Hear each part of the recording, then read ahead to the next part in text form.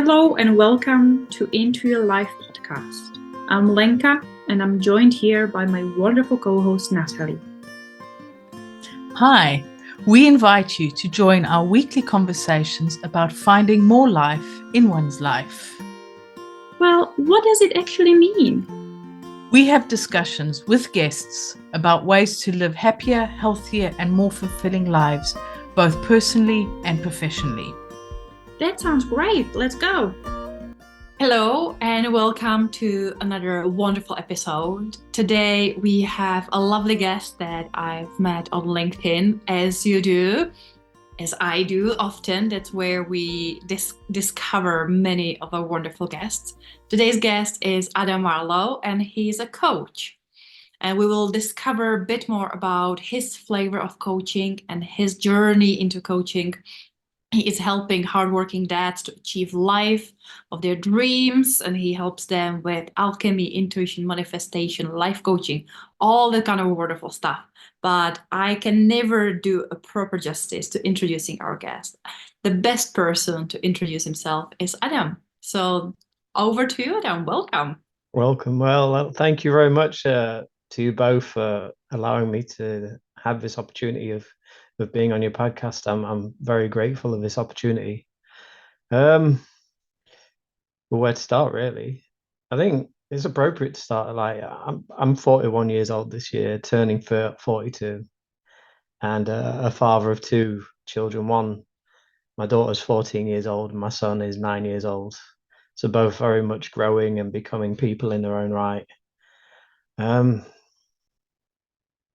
I've always had a deep thirst and wanting to understand what life is about, what I'm capable of, who I am, and this has been in all parts of my life, because for a long time I struggled to understand how I belong, where I belong, and how I fit into social circles, and how to try and fit in anywhere was a real struggle. So I did a lot of compensating for that, but we'll come back to that at maybe another point. But really, about 2003, I discovered a book on a bookshelf. I can't remember the name of it right now, but if it comes back to me, or I've got it in the cupboard somewhere, because I bought it as soon as I could, and as soon as I remembered, I bought it some years ago. And it talked about meditations and things to connect with your higher self and start seeing auras and this and that. And it was really a falling in love with that, not just the idea of it and the potential for higher knowledge and ascension, but this idea that we could see things beyond what we perceive as normal, or that kind of like developing your sixth sense and developing the ability to be able to communicate on a level that was beyond what is normally prescribed or socially conditioned to be, for want of a better way to put it. And so I dabbled that. That was like I was in my very early 20s then, so I was still, well, I was quite wayward then, and I was still partying hard and not really focusing on life or anything. But there was always that want to develop more. There was always that hunger to understand people, to see how they tick, to see how I operated, most importantly. And then in 2012, I went for a tarot reading with a local lady named Stacey Keast, a wonderful woman who is now a shamanic trainer. So that's fun. And that really set the course for me stepping onto my spiritual path again.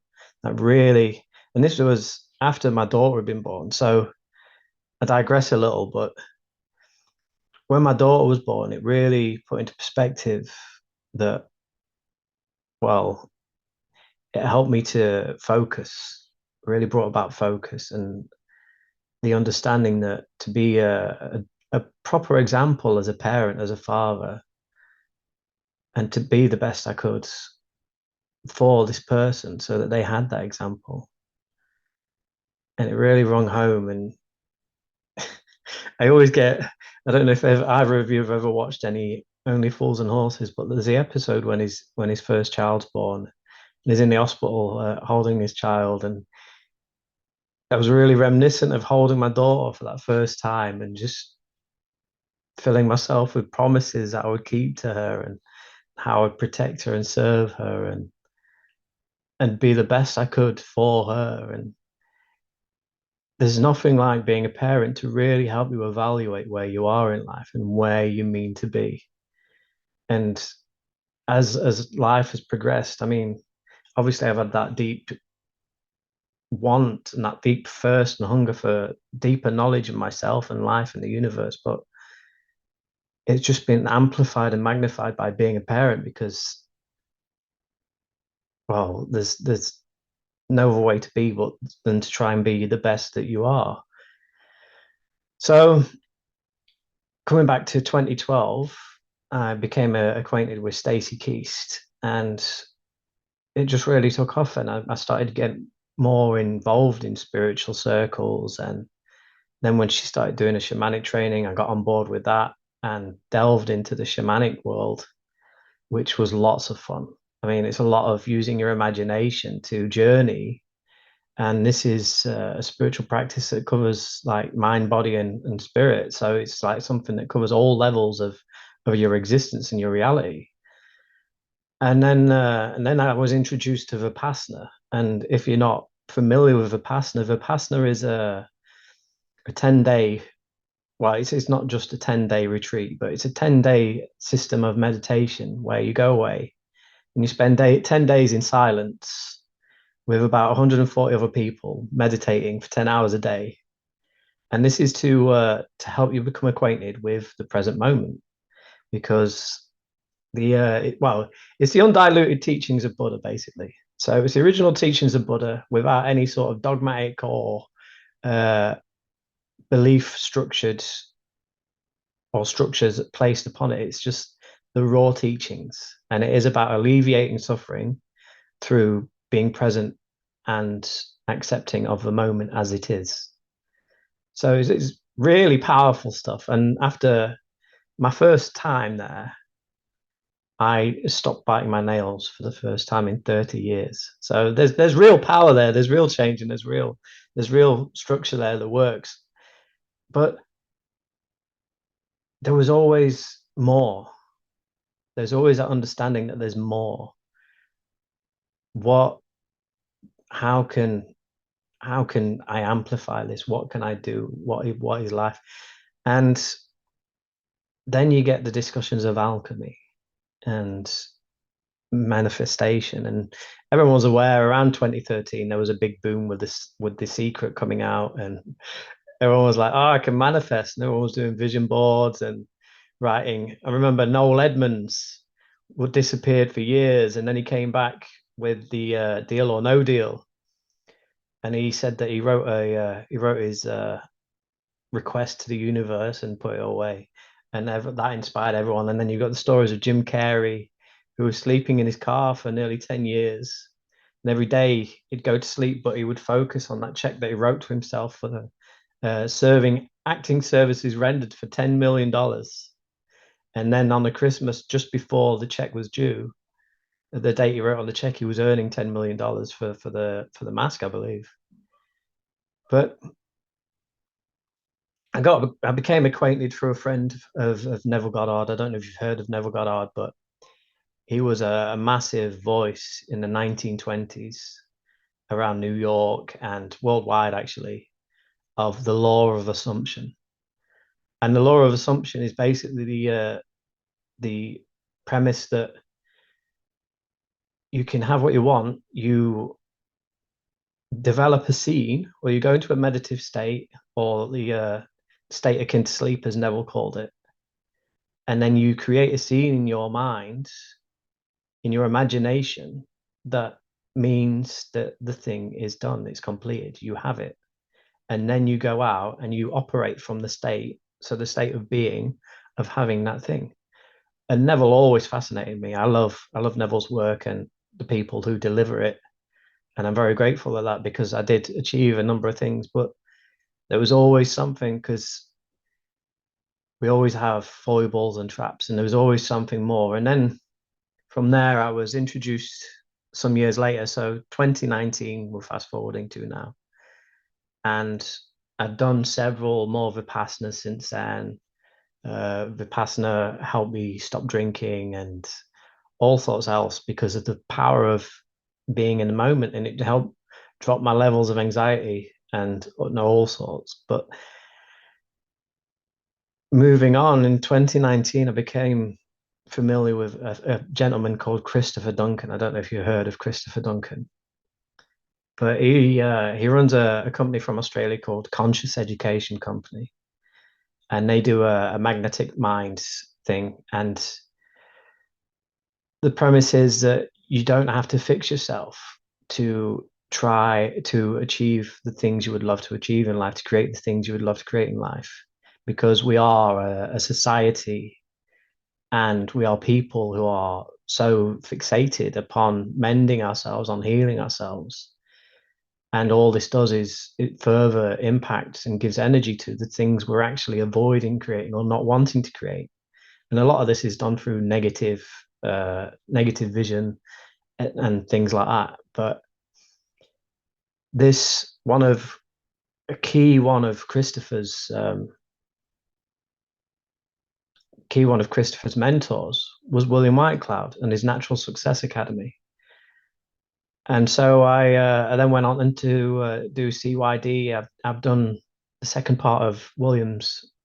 Not the more advanced parts don't actually go in a structured order, but I've done Alchemy for Success, which, as you remember, I started piercing potatoes with straws from that course, Lenka. I've been doing it every day since. I've got 3 potatoes with multiple straws for them in the kitchen, because I wanted to carry on. And I'm yet to do Creative Warrior, which is due to start this week. But just everything, as always, all the things I've done have led to the point that I'm understanding, and the bits. I'm no expert on neuroscience. I do love the fact that you ladies are very much into your neuroscience, but I'm no Dr. Joe Dispenza. I'll say that. But the things that I've been reading, it all is starting to funnel into the fact that we do create our reality, and we are capable of creating so much more. And I mean, the tagline for my business, I mean, I've got my LinkedIn headline, but it's we are all capable of creating the reality we'd love to create.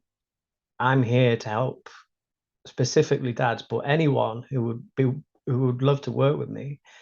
I'm here to help them see the unconscious blocks they hold in place that limit them from doing so. And it's all very powerful stuff. It's magic. And the greatest thing for me is, and it excites me a lot, because the work is incredible.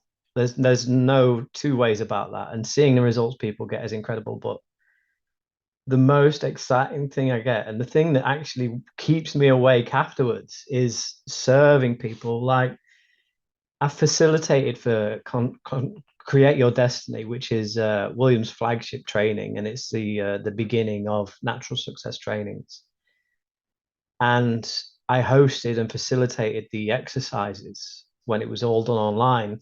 They created that for the pandemic, and I literally couldn't sleep from the buzz that I was getting just from holding like an hour long process, or an hour long sitting Zoom session of circle work. And people were just the buzz from serving people and holding that space is, yeah, I literally can't describe it. It's like nothing else I've ever experienced. So that very much feeds into what I do, and that's where I'm up to, I suppose. That's what I have to say so far. So thank you for listening. I do love the how this has been a journey for you. I mean, this is what it's about. But I love this idea that you said, but there's more. And I wanted to know that there's more, and I always felt that there was more. And this got me really excited, because isn't that part of a journey is there's more to life than this. There's got to be more to life than this, or there has to be another way or a different way or more. And I just love how that has guided you, and its story with your, holding your daughter for the first time, and these promises that you make. I mean, Lenka and I are not mothers to humans. We fur mothers, not fur babies as they call it. But so I get the idea, but I cannot appreciate how that must feel. We can think about it and think we understand, but we don't really. But we get the idea behind it. But one thing that I'm finding quite interesting is you talking about alchemy. I mean, I learned about alchemy through sort of Da Vinci and all the scientists you're making lead out of gold. And it has been interesting how over the years, alchemy has had that sort of that mad scientist in the basement, doing these weird things. Whereas alchemy is much more to that. There's much more of a spiritual journey in alchemy than just the scientific of lead into gold, and it has this connotation of money or material things. But alchemy is so much more than that, and I'd love for you to just dig a little bit deeper into that, and what your experiences has been in the alchemy sort of sphere, I guess, or what attracted you to alchemy, and what does that mean for you? Yeah. I mean, alchemy, we all do get that mental image of people in their basements trying to fiddle around and turn lead into gold. But I know there's the book by Paulo Coelho, which is The Alchemist, and the point of the book is it's not there's no physical representation of him trying to transform anything into anything, but it's the whole journey of him attempting to discover his gold. And William says that alchemy was made to portray mad people or crazy scientists trying to turn lead into gold, because if they didn't do that, then they would have been burnt at the stake, because it would have been considered witchcraft. Because during the times of early church, that was a lot of things what happened. People were persecuted for not towing the dogmatic line. And alchemy is very much a higher principle of taking our base beliefs, our base behaviors, experiences, and using them to transform our experiences into gold. So say our dysfunctional beliefs or limiting beliefs. So one thing I talk about is that one of my core ones is I'm not worthy. And how this can play out is quite a number of ways. It certainly affects my ability with resources, and when I'm really in my dysfunction, I withdraw from the world. And so instead of fighting them, and like I said earlier in the conversation about how we are fixated upon mending and repairing that which we perceive as broken.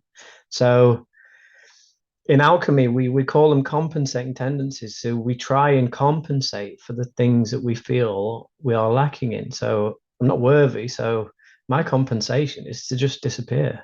It's to completely withdraw from the world and anything which is causing me pain. And that's brought me survival. So there's nothing wrong with the way that I've behaved in the past. I know that I would have berated myself for it previously, but it is a survival mechanism.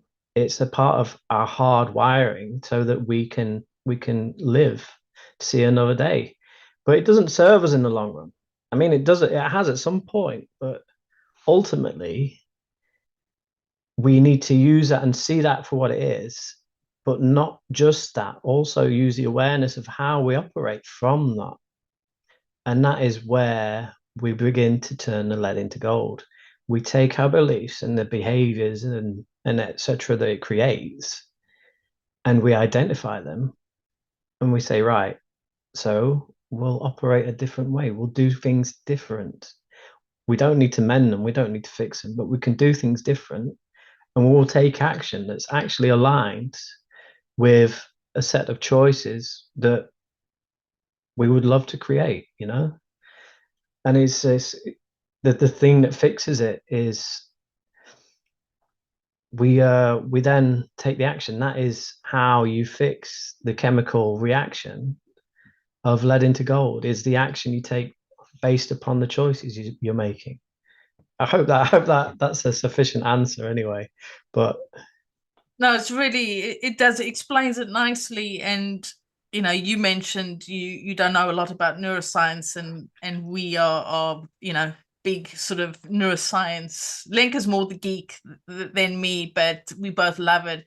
And it's just the way you were talking about it, it's almost like neuroscience and alchemy fit really nicely together, because yeah, when you yeah, are changing your beliefs, or creating a different way of doing something through these limiting beliefs that we have, it's creating a new pathway in your brain. It's yeah, finding a different neuroplasticity, way yeah, to do it. And I love how that connects, because the spiritual science and life, they are connected, and you just almost just with one hammer just went and hit the nail yeah, on the head there. And yeah. it's fantastic the way you describe that. Yeah, it's interesting because I'm aware of neuroplasticity, and that you can change. It's not about changing the beliefs, but it's about changing how you react to them.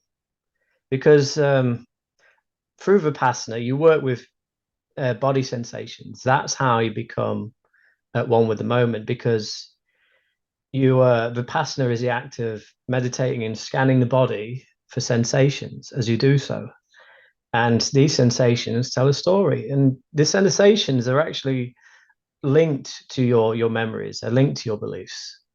And a part of the teaching I had with Christopher Duncan, and I'm sure it will come up with William, is that when you start to go for something that you would love to create, firstly, because you're hardwired and actually addicted to your beliefs and the sensations they create, you then automatically revert, because you are reminded of, this is your place, this is who you are, this is how you operate, this is not safe. So we'll go back to this. And so you can't remove the beliefs, but you can change how you react to them and how you act around them. And that's the fascinating part. I know that William says, and it's not from William's source originally. I can't remember the original source, but the body encounters, or you as a being encounter over 400 billion bits of stimuli, sensory stimuli every second, and your mind whittles it down to 2,000 bits every second, which is fascinating. And I know that this is done by I can't remember the proper name of it, but I think it's a reticulating activating system, which is a center in the brain which picks out the sensory bits that you actually look for. And this is around your memories and your experiences, which is insane.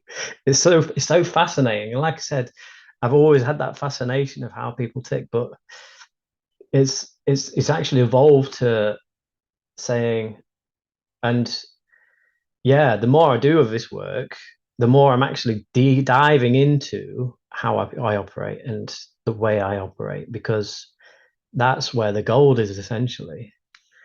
But it's now to the point where, okay, so I do this. So yeah, thanks for that awareness. And it's about naming the things, that naming a demon so that they lose their power, if you like, you know? Yeah, oh, you were talking there also about heuristics. That's kind of how we're clumping things together, how our brain, as you said, takes all that's happening around us, not to get completely overwhelmed, and then creates some sort of patterns and predictions, and we pretty much live on predictions. Like, it's so interesting. The more you go into the science and neuroscience and psychology, we realize how little reality we live in, how much of it is our own filtered reality, how inobjective we are because we cannot handle all that's coming to us, and what we see, it's not really what we see, it's what our brain predicts we should be seeing based on previous data. And the more I go into neuroscience, the more this world of spirituality and energy and universe and opens up through science, which sounds very counterintuitive to me, rational, logical being. But it makes so much more sense when you realize things like this, that we live on predictions. And what I see purely scientifically, it's proven not to be exactly what's there and how it is there, because I could not be able to comprehend all of that. Well, it's interesting what you're saying about how science and spirituality should contradict one another, but Sir Isaac Newton was one of the last pure alchemists, and he is the godfather of modern science, essentially, especially of physics. And but then you've got Albert Einstein is recorded as saying that there's a higher power to the universe. So there is a point where you've got to come to a point where there is an understanding that there is a higher purpose, or you have a higher power, you have a higher consciousness. And this is, as you were saying there, Lenka, of how things fall into place. But with the mind and all the things that it doesn't let you see, we have a process that we learn very early on in natural success, and which is innocence. And William calls it in no sense, because when we're children, we don't have any of this. We don't have labels, we don't have names, we don't have preconceived experience of things and what things are or how we should act around them. We just have that childlike state of innocence and wonder. And this is how we remove the barriers so that we can connect to our intuition and be informed intuitively of the people and things around us. And I swear, from CYD alone, Create Your Destiny, you could go from being someone on the street to running a mediumship shop with just that one course. And it's just a toe dip in the ocean compared to alchemy. It's just insane, the level of information you can get from people by accessing your intuition and accessing the information that you would normally overlook, because we're always in our mind and we're always in our ego. And I do find it important to stress that ego does get a bad rap, because we're certainly more recently, in spiritual terms, the ego is classed as a negative thing and something that we should try and remove from ourselves. But the ego is our vehicle of orientation. It's our body, it's our consciousness, it's how we operate, and it's how we move through life. So we're not here to well, we're here for experience firstly, but we're also here to live. You know. Do you want to become that spiritual that you are, spirit? You know. And that's such an interesting point, because often when you speak with, coaches and spiritual healers and people, they will tell you that, we're a spirit living in a human body, having this human experience. And they're like, okay, I understand that to a point, but I like that you bring it down to earth. It's like, it's okay to have human experience in a human body and not always only think of the higher, purpose and this, because that can be very disheartening to always seek just this betterment and this new plane field of being and going into the unconsciousness and removing all the duality and that we're the spirit. It can be quite hard if you're not there yet, and if you're on the journey, and if you potentially don't believe you can get there, and not everyone has to get there, then to kind of just believe that living a good human experience is not enough. Yeah. So I would love to know a bit more about then, you have different these modalities and you have this interest and then you go and help people. Tell me more about your journey of then, helping especially dads and people on their journey. How people find you? What are their challenges?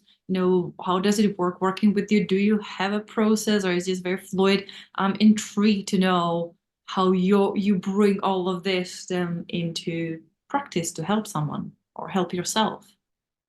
Yeah. A very good question. Thank you, Linka. So I will say, and this is going back to what you started with, that when I started on my spiritual journey, it was very much the time of a light worker. So everyone was running, prancing about, saying love and light to everything, and not really facing anything. So, and I'm going to say now that I'm not bad mouthing anything or anyone. That everything has a purpose. Okay, so whilst people are going out there and attempting to be healed, that's their path. That's the part of their journey that they're on. And we all come to things when we're ready. My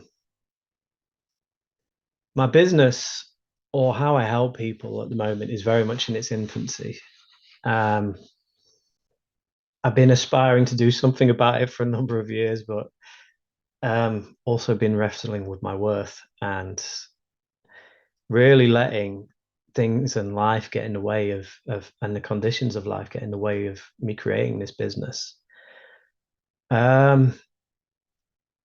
So a lot of the work I've done with people is practice, and it's a lot of free work that I've done with people, but it's always yielded mega positive results because they instantly see how it can impact them. Like with Christopher's work, I actually became certified in Christopher's conscious education model, which is the magnetic mind certification. And this is deliver a process of the superconscious recode, which is a process of helping people remove their resistances to creating what they love. But for me, William's work is pure. This is why I focus on William's work. But Chris's work also comes with anchoring and a few other NLP processes, family constellations. There's a number of other things in there, which is really fascinating and really good work.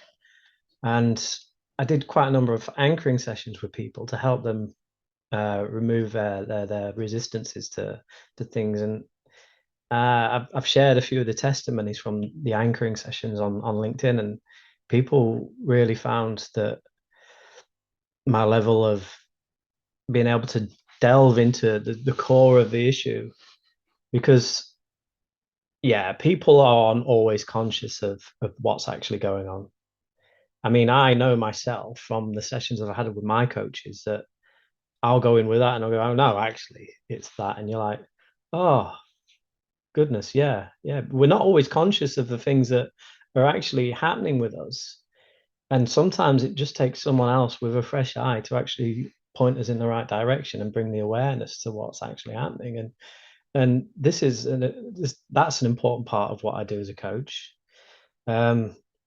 I'm not afraid to tell you how it is. So I'm not going to sugarcoat things, I'm afraid. So expect a dose of the truth. Well, I'm keeping it real here. That's, what me and Natalie do here as well. We're not pretending, hiding anything. Yeah. So we're happy when our guests follow the same path. Yeah. As for working with dads, I know I call on my own experiences as a man, as a dad, and that's how I'm aspiring to identify with people, because I know for the generation I'm in, I'm not sure how to class it. I call myself a Gen Xer because I was born in the 80s, right? I don't like to class myself as a millennial, but if you ask a Gen Xer, I'm a millennial, which I don't appreciate. I don't feel I'm that entitled, but maybe I am. No offense to millennials, I apologize in advance. Sorry, Lenka. But We really are. So like, the 80s and 90s was when, in my view, is when masculinity really started to turn, and we started to actually want to um, communicate more effectively and express ourselves more. And it was really that end of the patriarchal influence where it was like, no, men have to be stoic and silent and just shoulder their feelings and just power through life no matter what and just bottle it up. And this has had a massive impact upon my life. And this is how I want to make a difference with men and fathers, because like I said, I want to be that example, especially for my son, because my son's very sensitive like I am. And I don't want him to feel pressured into remaining silent about the things that affect him, because I know the impact it's had upon my life. And a part of that is that it creates this stifling and this prevention of being who you authentically are, because you're too afraid to express it. And it has that massive domino effect throughout the rest of your life, that you can't actually go for the things you want. You can't ask for the things you want or do the things you want, because you've got this underlying assumption and belief that it's not safe, or you won't receive love because you want these things or because you want to express yourself that way. And yeah, I've also got that assumption that it's a hard thing to broach for men because of that whole ideology. But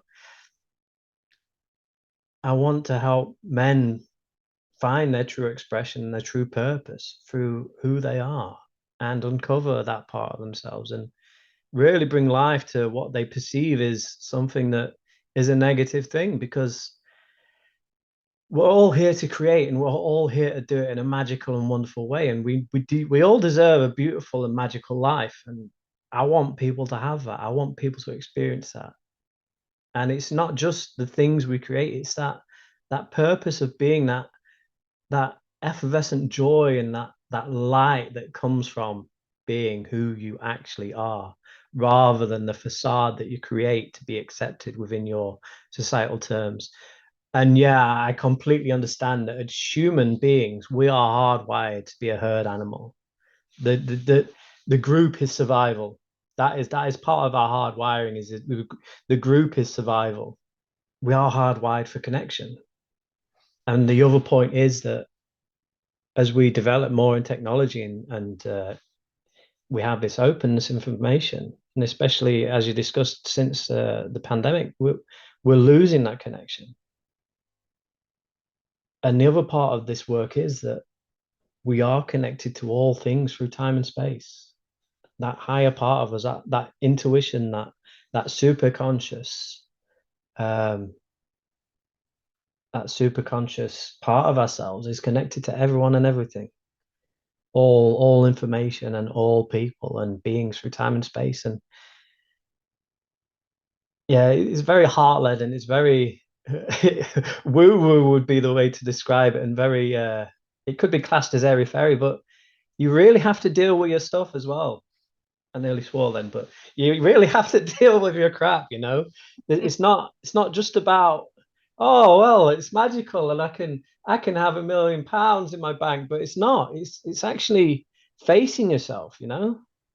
And I'm sorry to say it might put people off, and it's very confronting, but you are going to have to face yourself, and you're going to have to see how you operate, because if you don't, then you're just going to suffer. I'm sorry to say it. There's no two ways about it. And it's a hard pill to swallow for us introverts to really realize how desperately we need other people. And you're right, we are hardwired for connection. There is a great book I read called Social from a neuroscientist, Matthew Lieberman, Yeah. who really explains that our brains are, and when we say hardwired, we mean by default, the human brain, when you don't force it to think about anything specific, have a conversation, if it just can do whatever it wants in the default mode, it's going to think about people. It's going to think about itself, like you as yourself, your friends, your family, your loved ones, your colleagues, other people, your relation to other people, connections between other people, there will always be social aspects in the default of your brain. And that's kind of an important lesson for all of us to really connect with how essential other human beings are to us. And the whole conversation of introvert, extrovert. I can't remember the proper title. It's Briggs-Myers or a Myers-Briggs test. I've done that, and I'm actually an extroverted introvert, so I'm very contradictory. I'm very contrary, but I do love my solitude, and for the last 2 years, a lot like Natalie, I've just been on my own. I mean, I had my time with the children, and only in the last 6 or 8 months have I actually started venturing out and spending time with people outside the home, because I've realized that I do actually need that companionship and people to talk to, because otherwise I just pot around here, and it is a very fine line between solitude and isolation. A very fine line. And I know that when I'm in my dysfunction, that's when I feel lonely. That's when I feel isolated. But when I'm in my creative side, then I could just sit here on my own all day.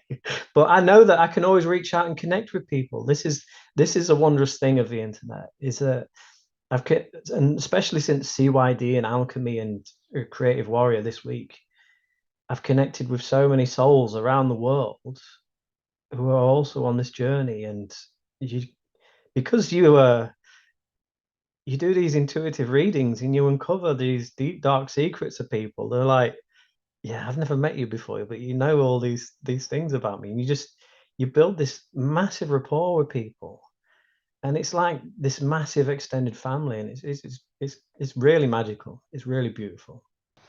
I want to go back to a couple of things that you mentioned. I mean, I love how you said it's all the woo woo. I mean, we're not afraid of woo woo here in Into Life podcast.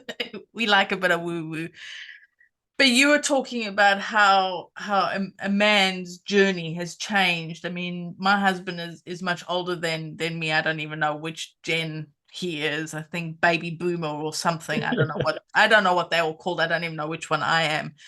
But it is very much that don't show emotions, otherwise you're being a wussy, or just get on with it.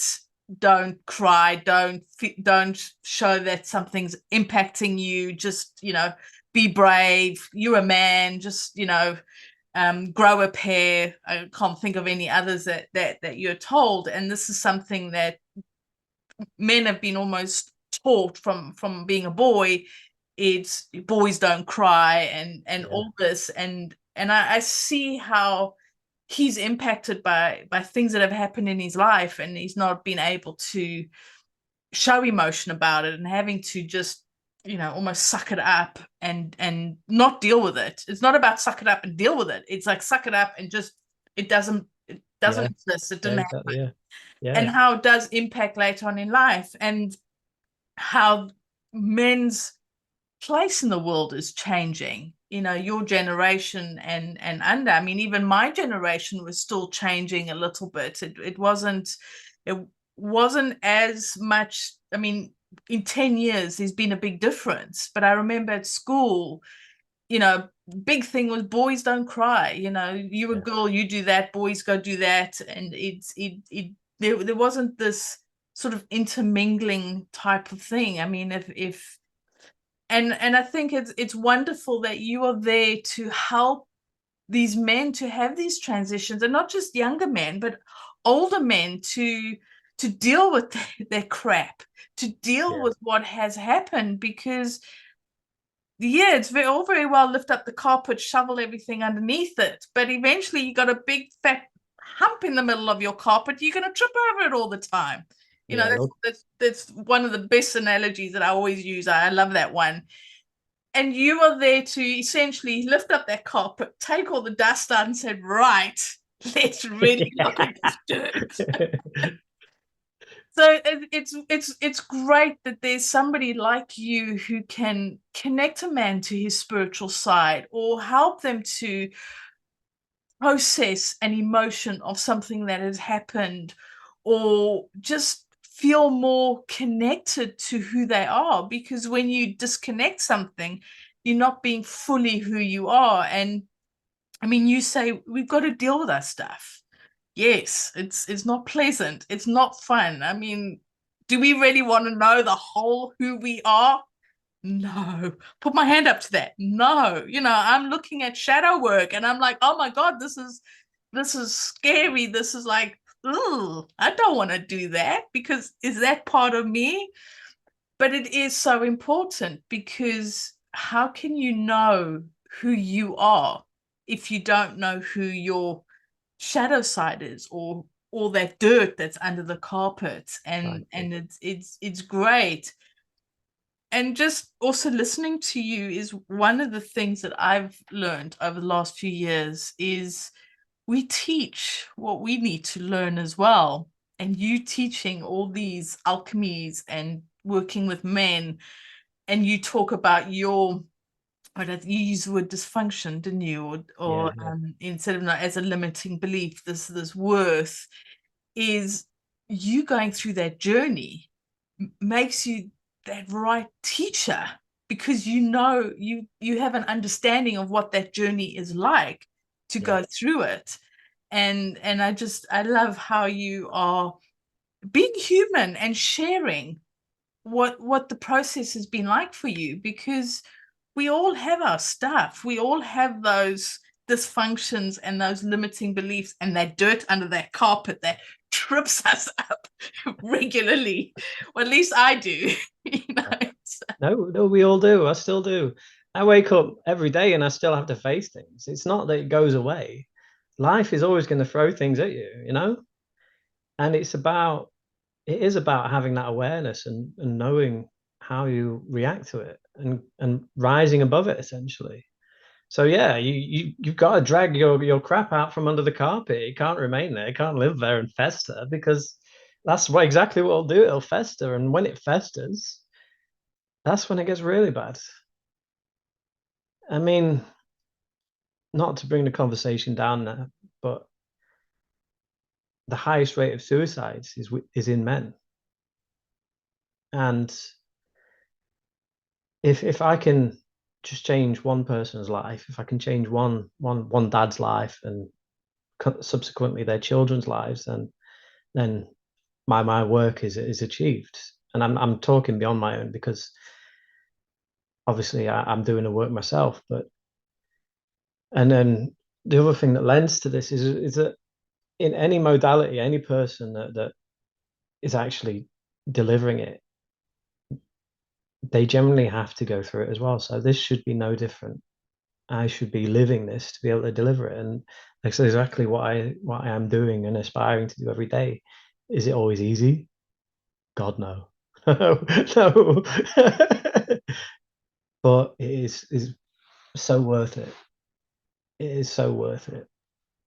And I mean, I get great opportunities like being on here with you two wonderful people, and yeah, it's magical. It is. It really is. And this is what Into Your Life is about. It is about bringing more life in your life, because it's not always about the nice smelling roses and the fantastic life. It is about the slog through, because it's the slog that makes you appreciate the beauty. And we do. Life is hard. It is hard. It is not easy. You ask anybody, it's hard. We are living in, as the Chinese say, and it's actually a curse, is in interesting times. There's so much going on. We are bombarded right, left, and center by all sorts. And we're not being bombarded by happy kitten news and happy news. We are being bombarded by a lot of negativity, a lot of downers, and we have been isolated over the last 4 years. We've had that physical isolation forced on us, and we've lost that connection on who we are. Who are we in society? How do we connect? How do we build that connections, and we have these wonderful connections all over the world.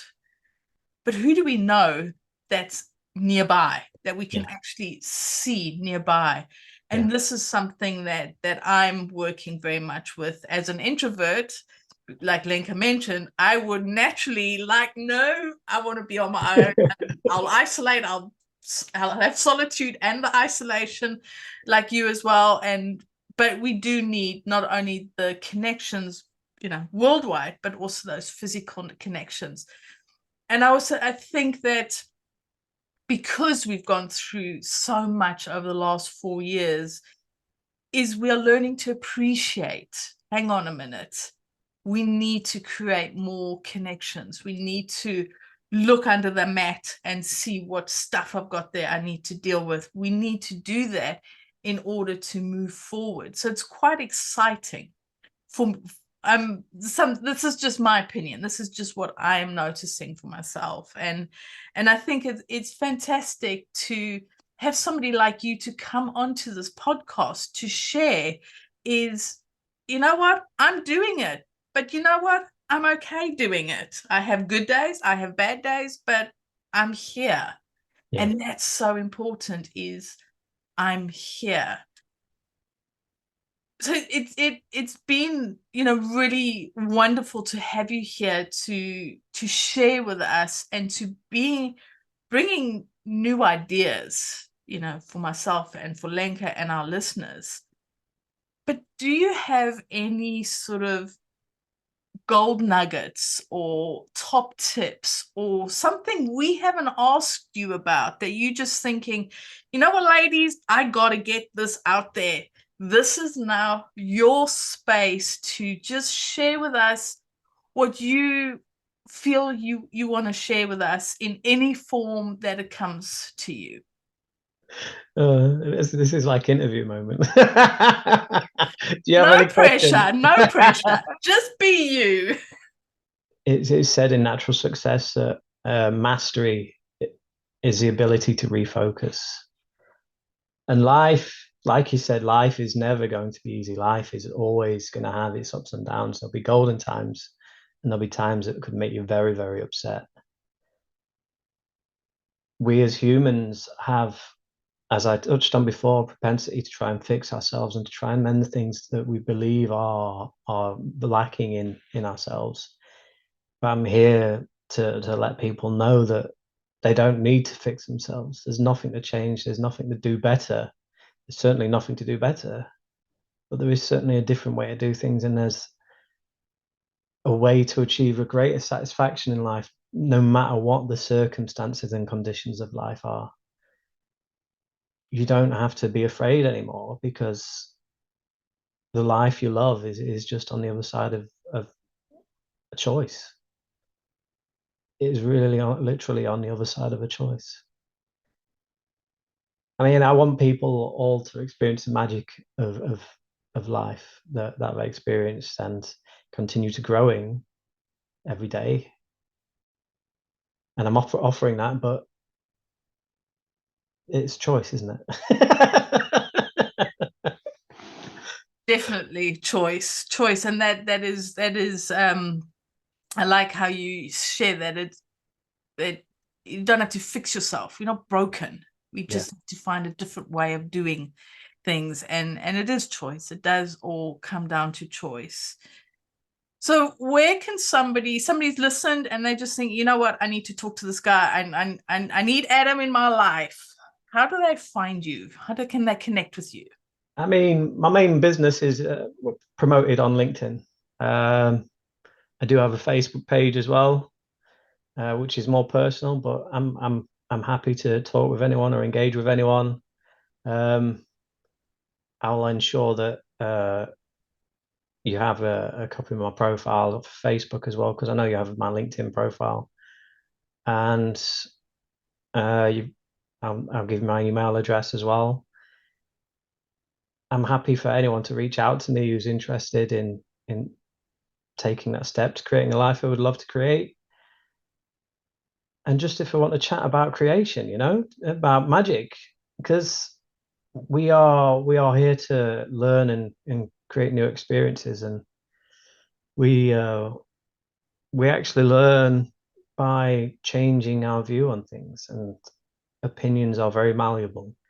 I want people to really start to see how they have the power in their lives, and how they can affect real positive change just by making different choices and taking different actions in life. Because we're all sovereign, aren't we?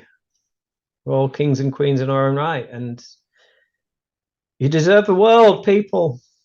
Oh, You I deserve love the that. world. I love that. Thank you so much. Really appreciate you sharing your time with us, your energy, and your experiences, because this is what it's about, is the getting information out there. All your links will be in the comments or underneath the description, so anybody can connect with you and just have that conversation with you and see how there's a collaboration or something there. So thank you so much. And for our listeners, if there's anything that you've experienced on alchemy, have you turned lead into gold or looking to turn lead into gold? We're always up for the gold, so but if you are looking, having had these experiences of listening or this transformations, or somebody who is maybe struggling at the moment, please do reach out, have a conversation with us,